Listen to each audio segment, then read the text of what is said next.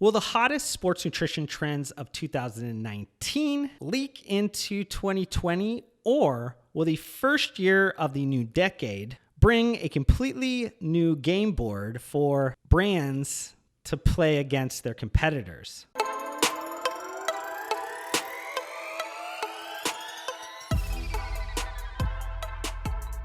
As one of the kind of most watched early YouTube videos that I created last year, I can only hope we can build on that momentum, which started with the inaugural YouTube version of these top 5 sports nutrition industry trends. But before I tackle the 2020 version, what is obviously better than listening to my predictions on future trends?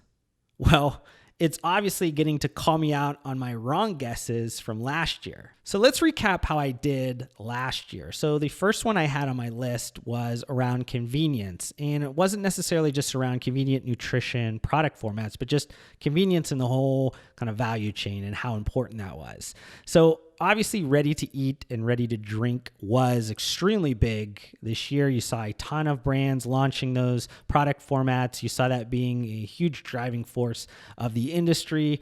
But I was focused on things outside of the product as well. And I think you also saw a ton of that happening with the explosion of omni-channel fulfillment type strategies at retailers like GNC and Vitamin Shoppe. And they're essentially trying to get closer and closer to an idea of frictionless transactions. So if we're rating, how did I do? I was right on the money with this one. The second one that I had on my list was around personalization and customization. And you saw offerings coming from GNC, Vitamin Shoppe, a ton of startup brands gearing around personalized nutrition over the past year. You also saw some of these startups consolidating, which is showing maturity in personalization of nutrition. And you saw a ton of other brands get funding over the last year. Personalized nutrition showed signs of progressing. I definitely think it's gotten a little bit farther than just these database queries that kind of populate some semi-custom SKU differentiation.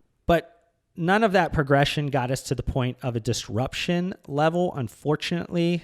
And I think it's just going to take a lot more time. So how did I do on this one? I'll kind of admit that I was early, but I'm not going to concede that I was wrong on this one. Third one I talked about was CBD, and CBD has been everywhere. That's the acronym of the year, right?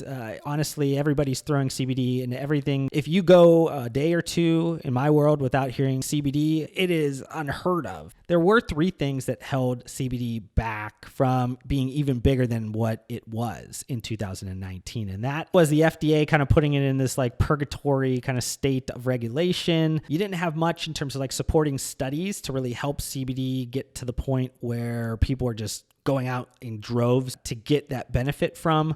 And I also think like digital advertising, the entities that control digital advertising, the legality around that and not being able to utilize, digital marketing, like other supplement categories, I think really held back CBD. So how did I do on this one? Honestly, this one was easy to call. I'm not really going to pat myself on the back for this particular one. But what I'll say is just imagine how big this could have been if the FDA figures out the way they want everything regulated with food and beverage additives and nutritional supplements. The fourth one I had on my list was the private label explosion on Amazon. When we were going into 2019, I think there was around 20 supplement private label brands on Amazon, and then we're ending the year only around 40. So this is hardly the prediction I made, and I thought it was going to touch close to 100. From a quantity standpoint, there wasn't all that much, and also just from overall quality standpoint of taking over the market, really commanding a bunch of market share. You didn't see those Amazon accelerator, our brand, private label brands really make the impact that a lot of people thought. I didn't necessarily think that you're going to see them compete against an Optimum or something to that level, but I definitely thought that they would find a few winning combinations with some of these accelerator brands to really kind of put their full effort into.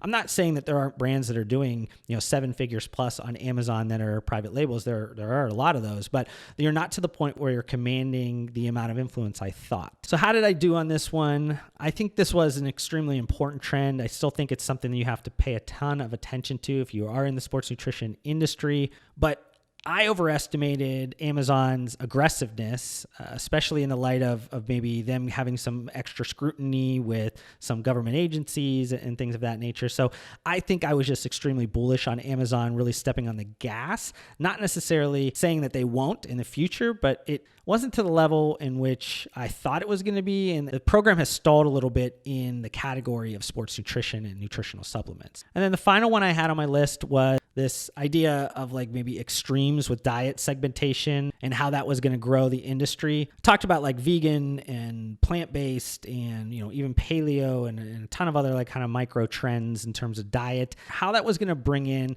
new mainstream customers into the sports nutrition kind of market. And I think you saw a ton of that happening over the last year. You saw almost every brand coming out with some type of like line extension that was, something plant-based or something keto. Those ones specifically stood out above all the rest of them. So how did I do on this one? I think, again, right on the money on this one. This was kind of a product type phenomenon that you saw with kind of core traditional sports nutrition brands this year. So if we look at a scorecard, I think 3 out of 5, I was right on the money. I think 1, I was a little bit early on, and 1, I think was important, but not to the level in which it actually showed itself. So overall, I think it went pretty well. But let's shift gears and look at the trends I think that are going to define the sports nutrition industry in 2020.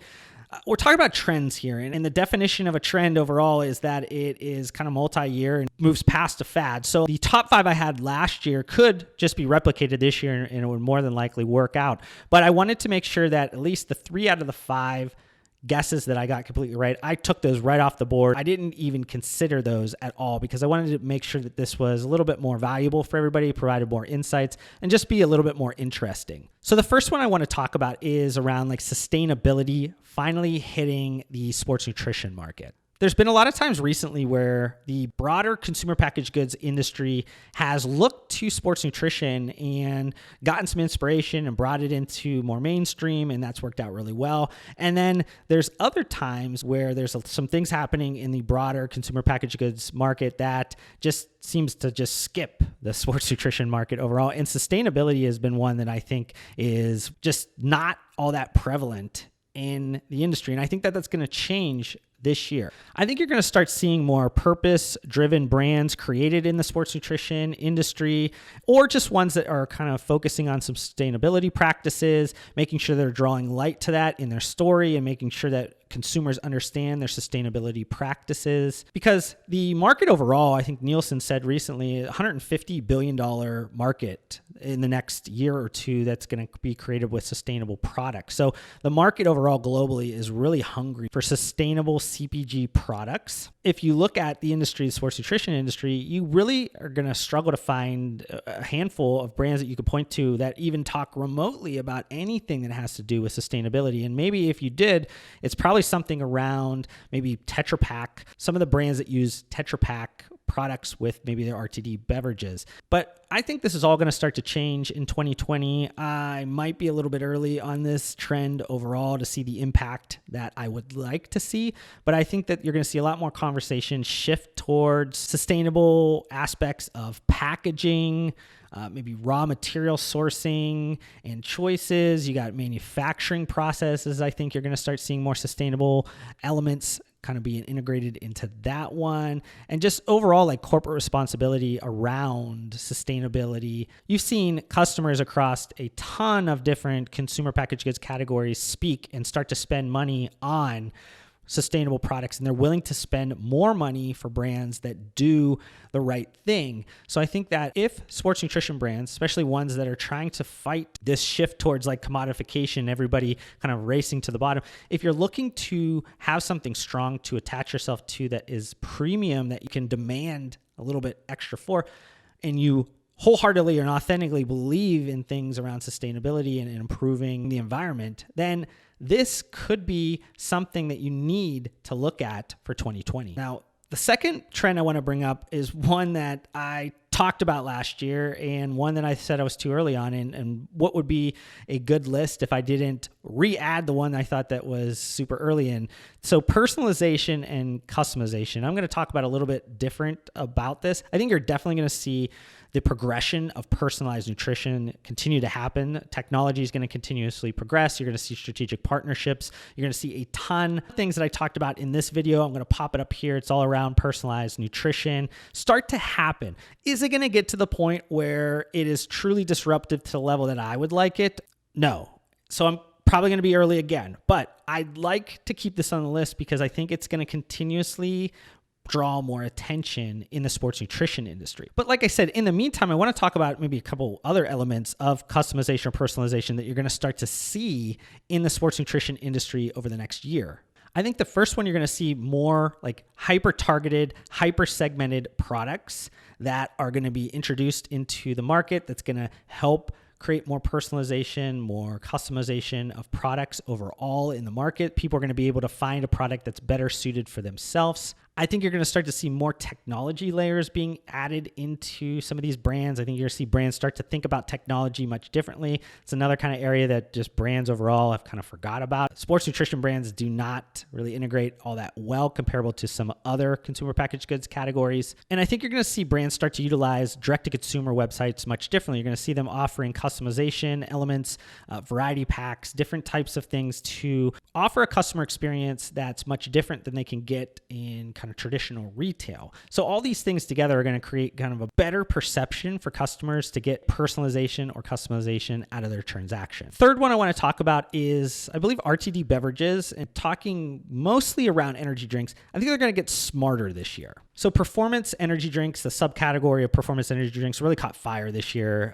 Bang Energy really just took off. And because of that, a lot of consumers overall got comfortable with some nutraceutical type ingredients which was much larger and number-wise than normal. Bang Energy was not the first energy drink to add a bunch of nutraceutical ingredients. They've been around forever. I know a ton of beverages overall has a ton of nutraceutical ingredients, but Bang Energy, being a $1 billion plus sales generating machine right now, has a much bigger influence than a lot of these bleeding edge brands that had integrated them over time. This provided a exposure of consumers to things like creatine and things like BCAAs, EAAs, and CoQ10, and a ton of other things. So I think you're going to see a natural jump progression off of that. You're going to see people be more interested in maybe trying some different things. I think you're going to see a bunch of like nootropic ingredients, different adaptogens getting used, botanicals or herbals in a variety of different RTD beverage applications. If you look at kind of like early stage companies that are already kind of adding some of this, and maybe this is kind of some inspiration to kind of look at. You have Rebel, REBBL. You got a CBD-based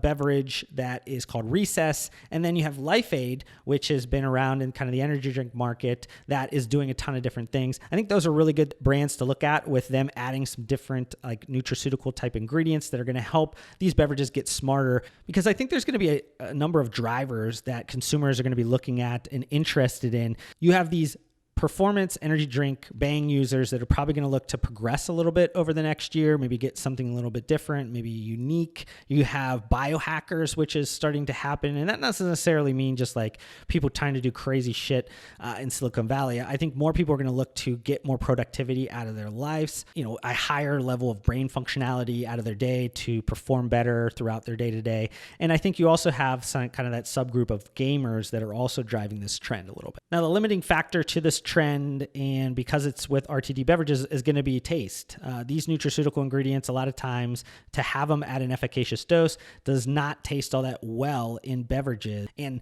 being that the number one purchase criteria is taste and flavor, unfortunately, this is going to be something that is going to hold back a lot of the application of this to the level in which maybe it could be super beneficial for people. So we'll have to see how this kind of progresses. I think flavor systems and things are starting to get much better. So I think you'll see progression because of those flavor systems advancing. And for those that think just innovation only and just add a bunch of this stuff in there, make a better mousetrap is going to really be effective, just go to Expo West. Every year you see a graveyard of beverage brands that tried to do this and was not successful. So heed the advice. Try to make sure that you are still taste forward on these beverages. the fourth sports nutrition trend that I want to talk about for 2020. And I'm not sure how many people are paying attention to this, but I believe you probably should if you're not paying attention to how wide this split is happening, the kind of the polar opposite effect that's happening with all consumer packaged goods, but sports nutrition specifically. You have to kind of start making a choice. You have to understand, am I going to be economical? Am I going to work off of scale, price point, or efficiency of the transaction? Or are you going to focus on premium practices that connect you with customers through building relationships or offering some type of technological advancement? Consumers are either looking for the cheapest, quickest thing possible, and they're willing to kind of trade down in a lot of aspects, maybe in product categories that they don't really care about, and then only really have the bandwidth to attach themselves to a few brands that they really have an interest in, they really are connecting with, and those are the ones they're going to kind of bounce around with on some of the other products. Because you're going to have this split and consumers are going to shop economical and trade down in areas where they feel like they can, and then attach themselves to only a few of those brands in which fit their personality the best and they feel like they have a connection with.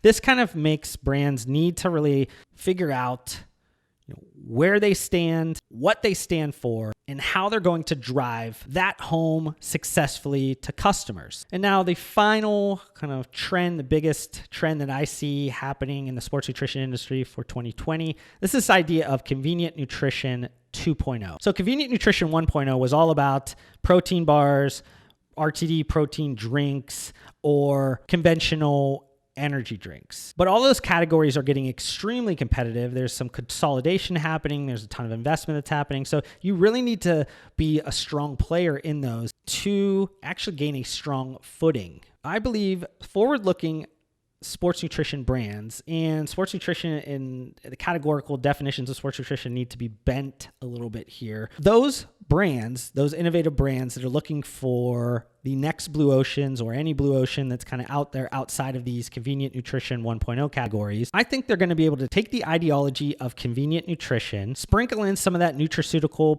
pizzazz when needed, and attack different merchandising sections of some of these larger retail channels. Now, this might confuse a lot of the kind of traditional categorical definitions of sports nutrition, but I would be leaning in hard on merchandising areas like fresh, frozen, breakfast, and sweet or savory snacks. Consumers are wanting better for you options across everything they have been consuming. You also have retailers that are swapping out a ton of conventional products for better for you type of functional products. And the lives of consumers overall are not getting any less busy. So convenience will continue to happen. The trend will continue on the product side. So for brands to progress and win big over 2020, and honestly, if you want to be the next M&A target for one of these strategic CPG portfolios, what I'm talking about here with Convenient Nutrition 2.0 is your fastest path to that reality. So I hope you guys enjoyed hearing about what I think some of the next trends could be in the sports nutrition industry. Thank you so much for watching this video. If you want to help support me, make sure you guys hit that thumbs up button on this video. If this is the first time you've been introduced to my videos, would love for you guys to be a part of my community by subscribing to my channel. I upload several videos just like this weekly. And if you guys want to connect further outside of this platform, I do include all of my social media links down below. I just want to thank you guys again for your time. Hopefully I gave you some value in return, and we'll see you guys on the next video.